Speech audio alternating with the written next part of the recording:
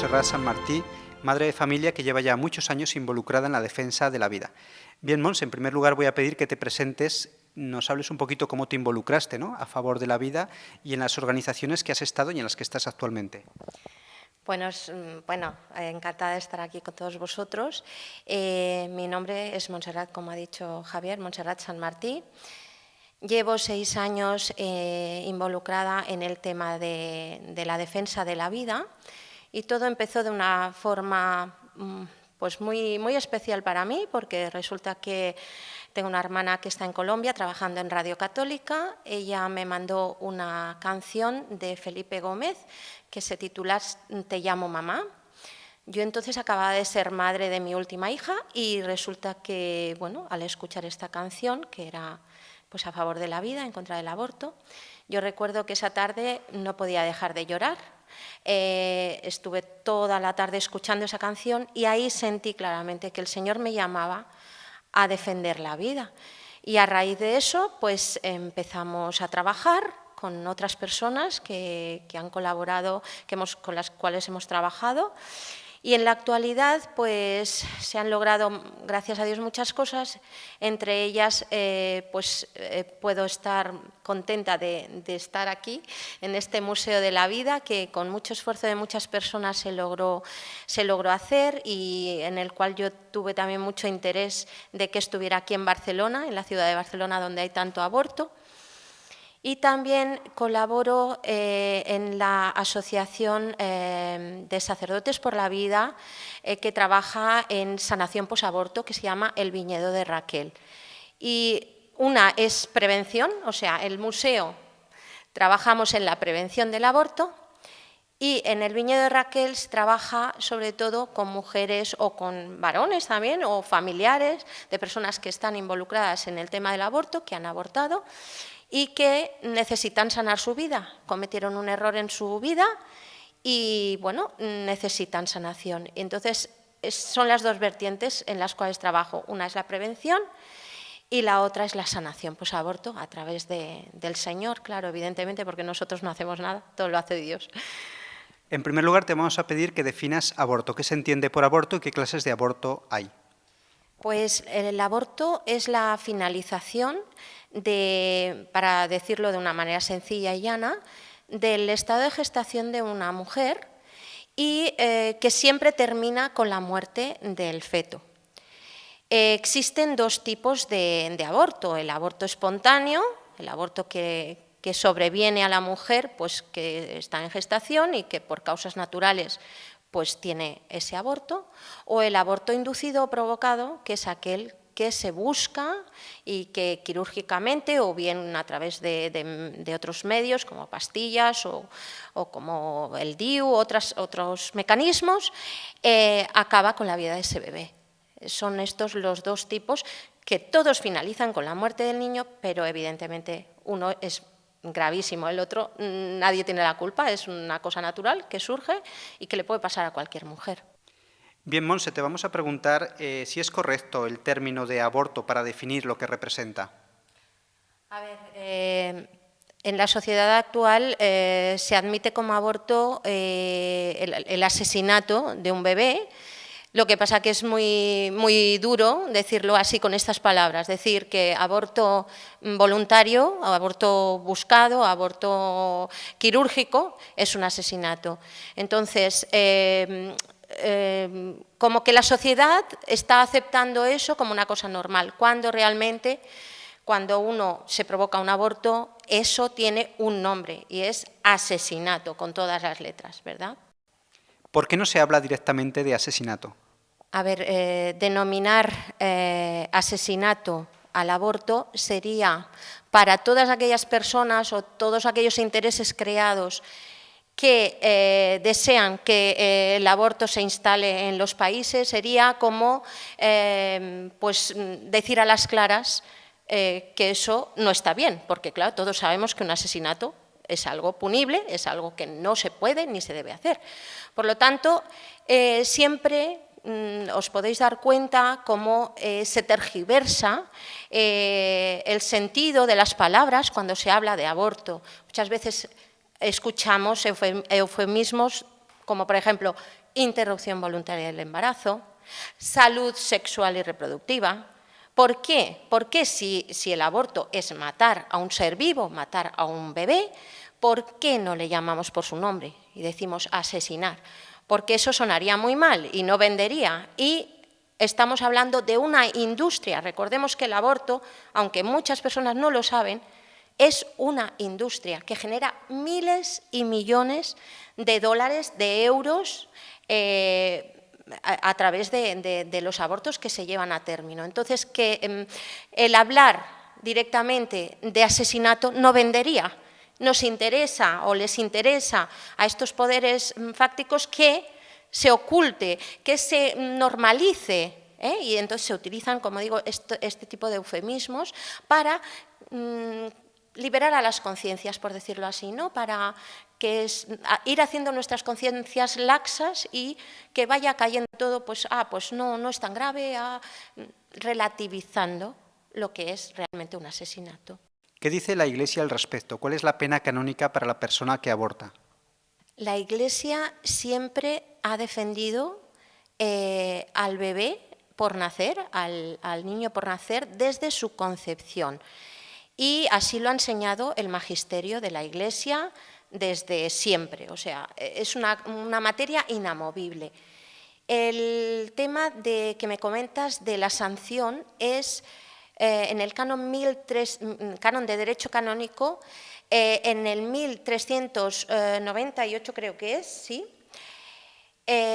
Nos dice que toda persona que aborta o las que ayudan a un aborto, a que un aborto se lleve a término, incurren en la excomunión late sententiae. O sea, la persona o personas que colaboran en un aborto quedan excomulgadas de la Iglesia. ¿Podría ser lícito el aborto en algún supuesto? Por supuesto que no. Yo siempre digo que nunca es lícito matar a nadie, jamás. En cualquier sociedad adelantada sabemos que el asesinato es punible, ¿verdad? Cualquier asesinato de cualquier persona es punible, con cárcel, con multas, con lo que sea. También los homicidios, incluso los homicidios, están castigados. ¿Por qué a un ser humano que está creciendo en el vientre de su madre, que es indefenso, no se le permite nacer? Entonces, jamás, jamás, porque ese ser humano que está creciendo en el vientre materno es un ser humano distinto del de la madre. Su ADN es totalmente diferente del de su padre y de su madre. Por lo tanto, esas cosas que nos dicen de yo con mi cuerpo hago lo que me da la gana, las mujeres, no saben lo que están diciendo, porque eso no es su cuerpo, es un ser humano distinto al de ella. Por ejemplo, el caso que nos ponen siempre para impactarnos y decir, ¡ay, es verdad! El caso de la violación es uno de los casos que más impactan cuando te dicen, ¿ni en el caso de violación estáis de acuerdo en que se pueda abortar? Yo siempre pongo este ejemplo. Mi padre es un asesino y hacen una redada, vienen a mi casa y como no está mi padre, me apresan a mí, me llevan a mí a prisión, me juzgan, me condenan a los años de cárcel o a la condena de muerte, a lo que sea. Pero si yo no he sido, pues esto es lo que se está haciendo con los bebés. Ese bebé es inocente, el culpable es el padre. En todo caso, tendrían que meter en la cárcel al violador. Y luego decimos el derecho de la madre a no verle la cara a ese niño cada vez que vea la cara de ese niño, cada vez. En ningún caso eso es una excusa, porque ese niño no tiene la culpa. Y es inocente, por lo tanto, tiene derecho a la vida. Otra cosa es que me digas, la madre no lo quiere porque, bueno, pues lo puedes donar en adopción y ese bebé pues tiene el mismo derecho que tú y que yo a la vida. Por lo tanto, en ningún caso, ni por violación, ni por malformación del feto, porque a veces dicen, no, pero si este niño va a sufrir muchísimo, va a pasarlo muy mal. Mirad, yo tengo el caso concreto de mi hija, la pequeña, mi hija Marta, nació con un problema muy grave en el corazón. Hubiera sido una niña que probablemente hubiera podido ser abortada porque tenía una tetralogía de Fallot. A los 4 meses se la tuvo que operar a corazón abierto, una niña tan pequeña. ¿Qué sufrimiento para esta niña? ¿Qué sufrimiento para estos padres? Bueno, pues esta niña hoy en día es una niña sana, una niña que juega, que vive feliz. ¿Y quién soy yo para decidir que esa niña pueda o no pueda vivir? En el fondo, ¿qué refleja la permisividad del aborto en la sociedad? Sin duda refleja una sociedad enferma, una sociedad que le ha dado las espaldas a Dios, que vive única y exclusivamente para el placer, una sociedad hedonista, que busca satisfacer sus propios caprichos y luego es incapaz de responsabilizarse de sus actos, porque todo acto en la vida tiene una consecuencia. Si yo tengo relaciones sexuales, es probable que pueda tener un hijo, que pueda quedar embarazada. Pero yo quiero esas relaciones sexuales, pero no quiero lo que después conlleva el tener una relación sexual. El sacar a Dios de la sociedad promueve todas estas cosas, el sacar, el extraer el amor conyugal del matrimonio y poderlo tener en cualquier momento, con cualquier persona, nos lleva precisamente a que haya mucho más aborto en el mundo, porque esta promiscuidad, al final, aunque digan que no, aunque digan que los métodos anticonceptivos funcionan y que los preservativos y que la píldora anticonceptiva, las estadísticas no dicen eso. Las estadísticas dicen que la única manera de evitar embarazos es mantenerse castos, mantener la virginidad. Cuanta más relaciones sexuales hay, más probabilidad de embarazo hay, aunque digan lo contrario. Pero claro, los que lo dicen son los que les interesa, porque ellos están detrás de los lobbies abortistas y les interesa precisamente que haya aborto. De esto hablaremos después en casos concretos que se han descubierto en personas que después han explicado cómo han manipulado a la juventud para que haya más aborto. Luego comentaremos este caso. ¿Qué es lo que ha cambiado en la mente de muchas personas para que no vean que el aborto es un asesinato sangrante de un ser indefenso? Mira, esto yo pienso que es un trabajo de años.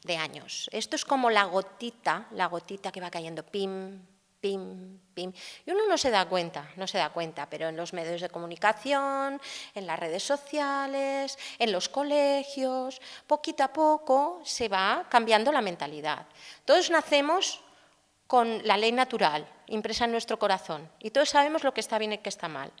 Pero esa ley natural se puede deformar. ¿Cómo se puede deformar? Pues con malas informaciones, con malas lecturas, con la pornografía, con tantas cosas que hoy la juventud tiene a su alcance. Y entonces es ahí, pues en los colegios, en todas estas cosas que hemos citado, donde nos van metiendo estas ideas como muy despacito, como la gotita, que cuando vienes a darte cuenta tienes en tu casa una gotera, ¿verdad? Y dices, uy, y yo no me he dado cuenta de esa gotera, pero eso estaba ahí, pim, pim.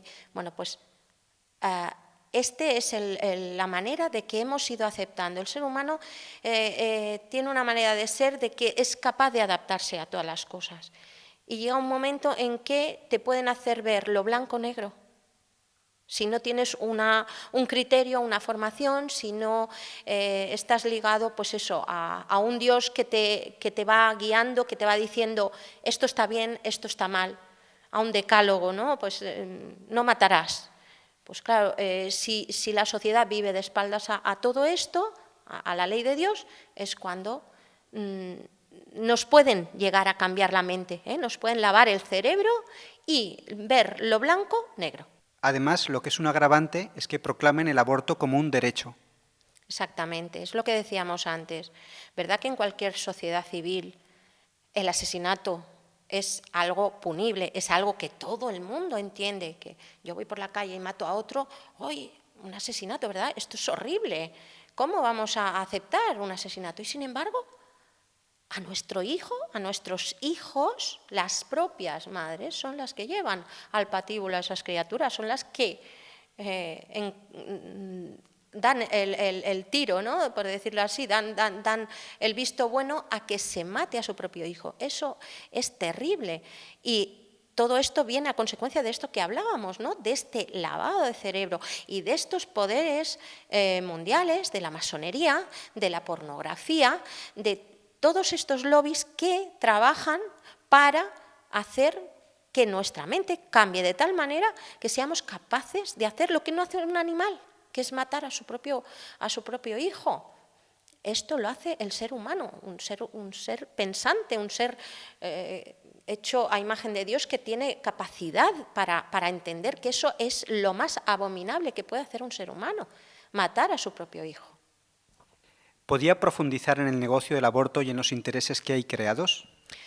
De esto se podría escribir un libro. Realmente es terrible el negocio que hay detrás del aborto. Pensamos, o nos dicen, ¿verdad?, que es un derecho de la mujer, que es para evitar, pues esto, el sufrimiento de los bebés, que es para evitar, pues, una mujer que ha sido violada, pobrecita.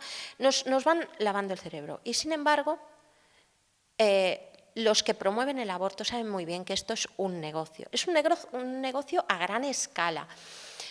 Empezando por las clínicas de abortos. No me gusta llamar clínica, porque clínica realmente para mí es un lugar donde se curan o se trata de dar salud a las personas, pero por llamarla de alguna manera, entrecomilladamente, diremos, en estas clínicas de aborto se empieza ahí el negocio. Nosotros, trabajando en el viñedo de Raquel, nos han contado muchas chicas cómo funcionan estas clínicas.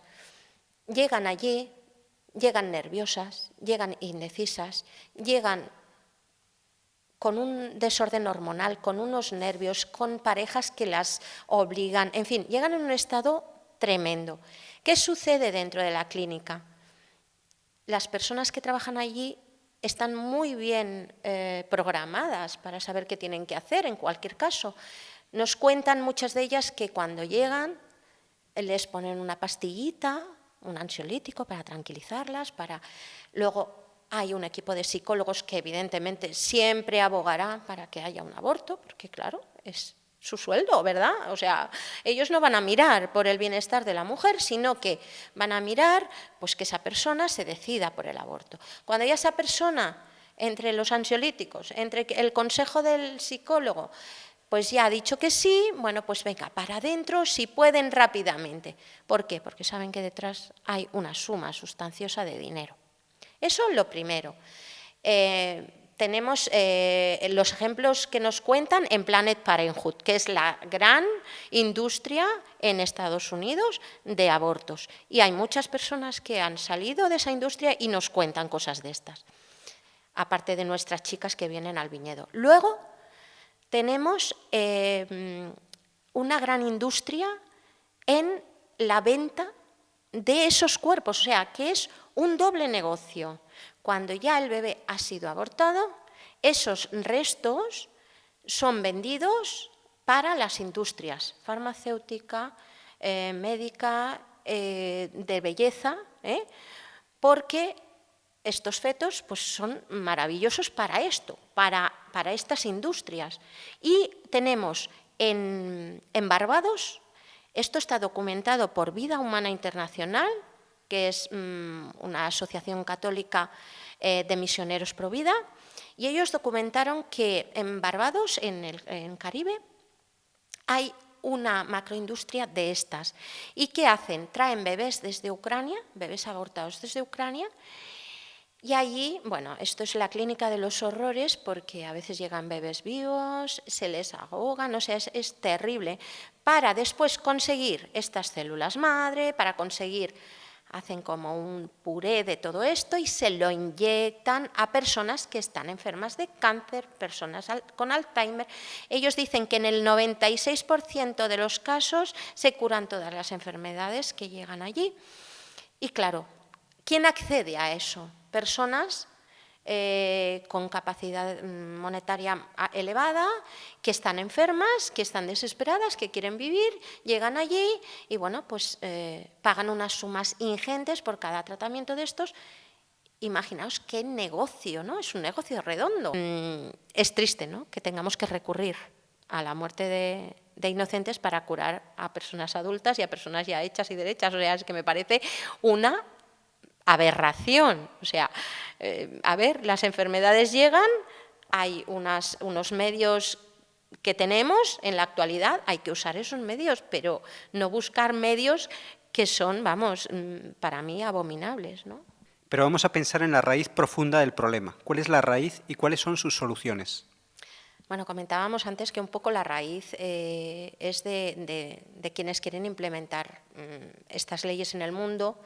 Puede estar la masonería detrás, puede estar la pornografía. Evidentemente, yo tengo muy claro que el vivir de espaldas a Dios genera dos pecados capitales muy importantes. Uno es la lujuria y el otro es la codicia. Ambas se unen y son capaces de todo. A través de la pornografía, ¿qué sucede con la pornografía? ¿Por qué está tan ligada al aborto? Pues bien, el usar material pornográfico promueve el deseo sexual incontrolado con cualquier persona, en cualquier momento.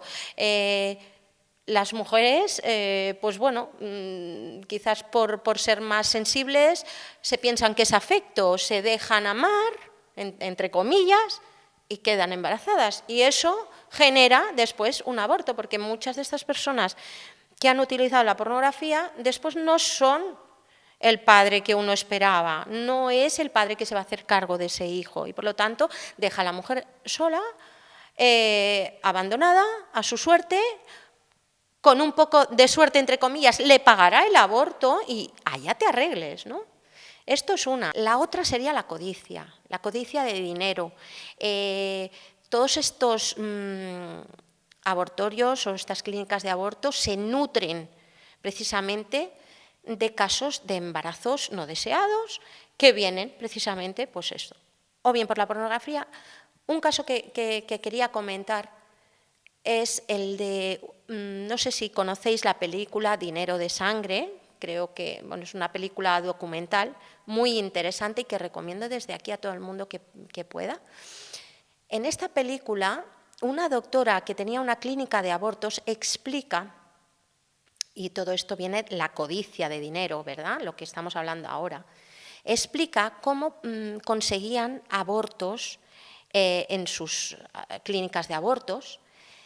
Y era desligar la educación sexual que se da en las familias normales, pues explicamos a nuestros hijos pues, todo el tema de la sexualidad, pero ellos intentaron y consiguieron en muchos casos desligar de la familia la educación sexual de manera que la educación sexual se diera en las escuelas y ellos estar presentes en esa educación sexual con sus consignas, con sus maneras de hacer y con su, entre comillas, también ayuda, pues prestándoles, pues dándoles preservativos, dándoles píldoras anticonceptivas, enseñándoles todo esto. Esto, en primer lugar, se ha visto clarísimamente que enseñar antes de hora a los niños y en los colegios educación sexual promueve la promiscuidad. Esto está estadísticamente comprobado. Si tú no explicas ciertas cosas a ciertas edades, los niños no tienen esa inquietud, pero tú les abres la mente. Entonces, con lo cual, ahí empieza una promiscuidad. Más a más, si les damos la facilidad de unos preservativos, de unos anticonceptivos, de una píldora del día después, lógicamente, la juventud, ¿qué va a hacer? Probar. Ahí tenemos embarazos seguros, porque además esta doctora explicaba cómo estos preservativos que se les suministraban y estas píldoras que se les suministraban eran defectuosos para que fallaran. Ella lo decía llorando, esta película la podéis ver. Ella explicaba cómo los preservativos se daban defectuosos para que fallaran y la mujer quedara embarazada, la chica. O las píldoras tenían bajas dosis de hormonas para que también fallaran. Entonces, esta es la codicia del dinero. Entonces, yo creo que la base de todo está en el pecado de la codicia y en el pecado de la lujuria. ¿Dios castiga a las sociedades que abortan? Mira, a mí me gusta mucho una frase que dice, Dios castiga y no con palos. ¿Cómo castiga Dios a la sociedad? Yo creo que no es Dios directamente el que castiga, sino que nosotros somos los que nos autocastigamos. ¿Cuándo? Cuando obviamos a Dios, cuando no queremos tener a Dios en nuestra vida, en nuestra sociedad. Él como que se aparta de nosotros, porque si no le necesitamos, si podemos prescindir de él. Entonces, ¿qué sucede en la sociedad actual? Ya vemos violencias, malos tratos, suicidios, guerras. ¿Es Dios el que castiga? ¿O somos nosotros los que, dándole la espalda a Él, no buscando el amor? Porque el ser humano está creado para amar. La felicidad del ser humano, siempre decimos que lo mejor que te puede pasar es amar y ser amado, ¿no?, en esta vida.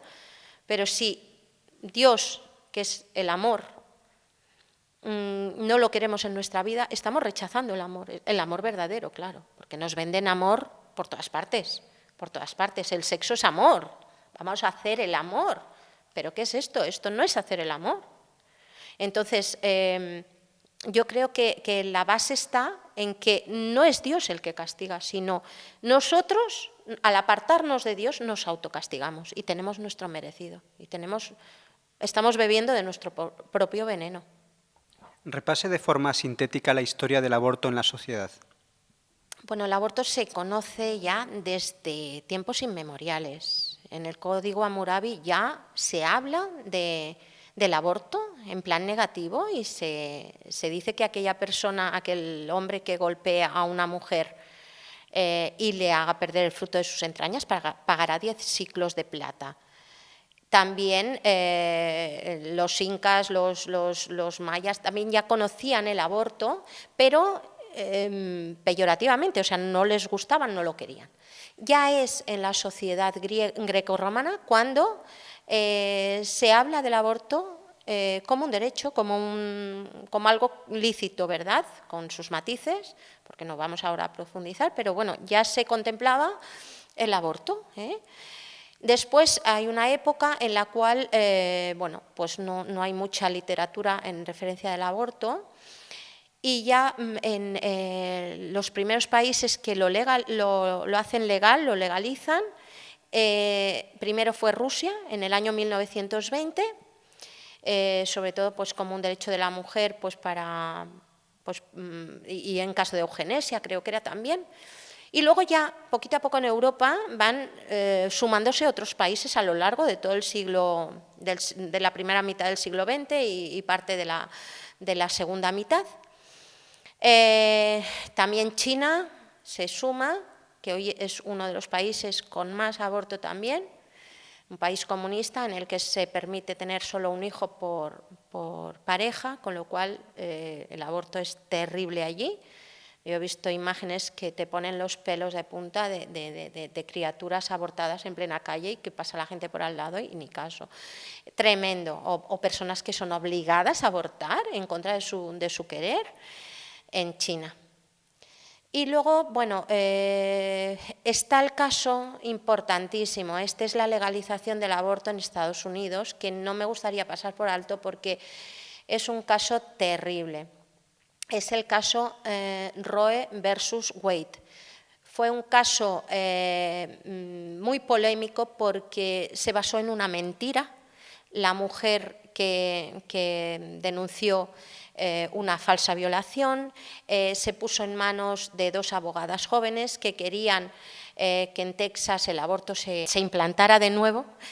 Y bueno, pues ellas lucharon muchos años y en el año 73 esto llegó al Tribunal Supremo y al final se aprueba la ley del aborto en 50 estados a través de esta mentira. Luego la mujer que había denunciado tal agresión sexual reconoció que era una mentira y después se descubrió también que detrás de todo esto estaba la famosa pornografía.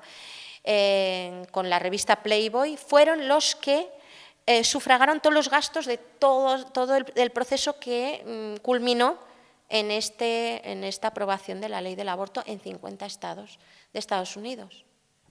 ¿Merece la pena dedicarse a luchar a favor de la vida? ¿Has conseguido algo en todos estos años? Bueno, yo creo que esta pregunta es obvia. Claro que merece la pena involucrarse a pesar de los sacrificios, a pesar de las dificultades. Yo no he conseguido nada. Todo lo hace el Señor. Cuando te llama y cuando dices que sí, Él te va facilitando las cosas. Yo cuando sentí esta llamada que os explicaba al principio, le decía al Señor, Señor, ¿pero yo qué voy a hacer? ¿Por qué me has escogido a mí para este tema tan...? Bueno, yo me sentía como David frente a Goliat, porque sabemos que el aborto es un gigante, ¿verdad? Pero Dios facilita mucho las cosas y entonces hay personas, hay medios, hay muchas cosas que van surgiendo a lo largo de la vida. Y bueno, ¿qué se ha conseguido? ¿Qué se ha conseguido? Pues a lo largo de estos años. Yo estoy muy contenta con estar aquí en este museo hoy. Yo recuerdo que en la Jornada Mundial de la Juventud del 2011 tuve la suerte de conocer a Francisco Ramón Zúñiga. Por aquel entonces era el director del Museo de la Vida que hay en Tordesillas, en Valladolid, que fue el primero de estas características que se abrió en España. Ahí en aquella entrevista él nos explicó con imágenes lo que era el museo, para qué servía, y me impactó muchísimo porque yo pensé, esto tiene que estar en Barcelona, no podemos tener una ciudad como Barcelona donde hay tanto aborto, donde hay tanto desconocimiento, una ciudad sin este museo. Y al día siguiente me invitó a ir a Tordesillas, fui a Tordesillas, me encantó y vine con esta idea. Yo trasladé la idea a personas que después pudieron crear el museo porque yo no tengo medios, no tengo conocimientos, y Cidevida se involucraron arquitectos, se involucraron muchas personas y se llegó a tener lo que es hoy el museo. ¿Para qué sirve el museo? Principalmente lo que decíamos antes, prevención. Si prevenimos el aborto, evitaremos que muchas personas sufran, que muchos bebés mueran. Los gobiernos pueden legislar lo que les dé la gana. Si tenemos una juventud bien formada, con criterios, que sepa lo que es un aborto, porque nos contaba Francisco Ramón que allí en Tordesillas entraba gente y le decía, ay, cuando salían, yo no sabía que esto era un aborto, a mí me habían explicado otra cosa. Claro, la juventud se basa en lo que le cuentan, ¿no? Entonces, principalmente los museos están para formar, para crear conciencia y para que la juventud de hoy, que son los padres del mañana, no aborte y sepa que eso es un crimen. Y después, otra cosa para mí muy satisfactoria y que me da mucha alegría contar es el viñedo de Raquel, del que también os he hablado un poquito antes y que os voy a explicar en qué consiste un poquito. Son unos encuentros de fin de semana promovidos por Sacerdotes por la Vida, aunque somos laicos los que llevamos el retiro de fin de semana.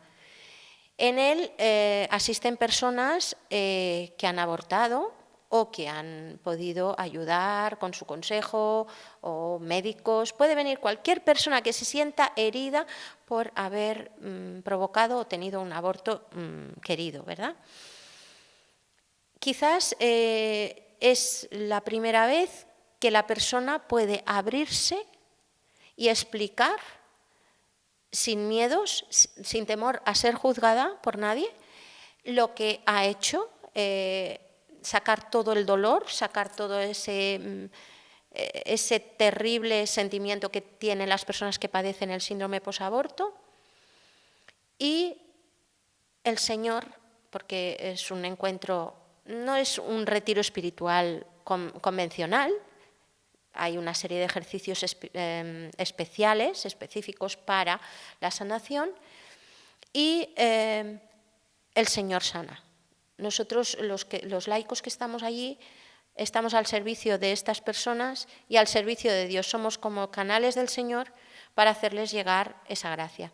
Todo esto empezó con la doctora Teresa Burke, una doctora psicoterapeuta norteamericana. Ella trabajaba con mujeres y con varones también, pero sobre todo con mujeres que tenían problemas de anorexia y bulimia. Y estando un día en una de estas reuniones con 8 personas, con 8 mujeres que estaban hablando de sus problemas de anorexia y bulimia, salió la palabra aborto en la reunión y se formó un ambiente muy extraño, que ella pensó que extraño que hablar del aborto haya creado esta susceptibilidad en todas ellas. Una se marchó, otra cambió de tema. Bueno, en fin, ella se dio cuenta de que allí pasaba algo. Y entrevistó a las 8 personas y de esas 8, 6 habían abortado. Ella se dio cuenta de que el aborto pasaba una factura muy seria a la mujer y fue cuando ella, que es católica, y su esposo también, empezaron a trabajar y a través de pasajes bíblicos, a través de la oración, pues llegaron a crear estos encuentros que de verdad, desde aquí, si alguien ha padecido y padece síndrome posaborto, está dolida, está herida en su alma, piensa que nunca va a poder salir de este laberinto horrible en el que está, que no desespere, porque gracias a Dios está el Viñedo de Raquel, hay otros medios también, pero yo conozco este y os puedo decir que el Señor está presente y el Señor sana los corazones. Háblenos del síndrome posaborto. El síndrome posaborto es una reacción que tienen la mayoría de personas, de mujeres que incurren en el aborto, que se han hecho un aborto provocado, también, como hemos dicho, en personas que, una abuela, puede ser una abuela que sepa que su hija ha abortado, puede ser un médico. Principalmente las que lo padecen más y más fuertemente suelen ser las mujeres que han abortado. Y se caracteriza por una serie de síntomas que nos pueden dar a entender que esa persona está así, ¿no? Que está con este síndrome. Puede ser llanto, puede ser rechazo a estar con niños, puede ser obsesión con las fechas en que se realizó el aborto.